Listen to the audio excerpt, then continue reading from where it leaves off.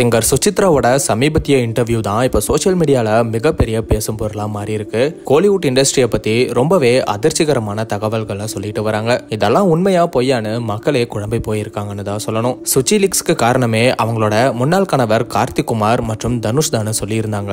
மேலும் கார்த்திக் குமார் ஒரு ஓரின சேர்க்கையாளர்னு சொல்லி சர்ச்சையை ஏற்படுத்தி இருந்தாங்க. கார்த்திக் குமாரும் நான் ஓரின சேர்க்கையாளரா இருந்தா அதுல அசிங்கப்படவோ வெக்கப்படவோ ஒண்ணுமே இல்ல, நீங்க எந்த பாலினமா வேணும்னாலும் இருக்கலாம், அதுக்காக எப்பவுமே வெக்கப்படாதீங்க, நீங்க பெருமைப்படுங்கன்னு சொல்லி ஒரு வீடியோ மூலமா விளக்கம் கொடுத்திருந்தாரு.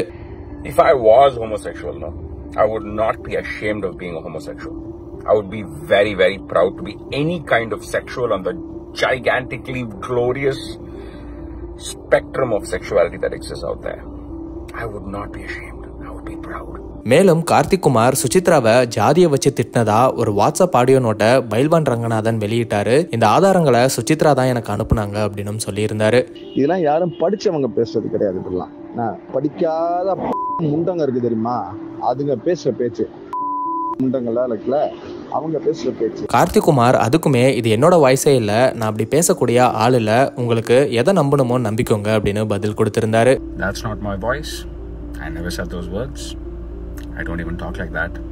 I don't even have that vocabulary. Believe what you will. Suchitra Karthik குமாரை மட்டும் இல்லாம கோலிவுட் ஆக்டர்ஸ் நிறைய பேரை பத்தி பேசி சர்ச்சையை ஏற்படுத்தி இருந்தாங்க.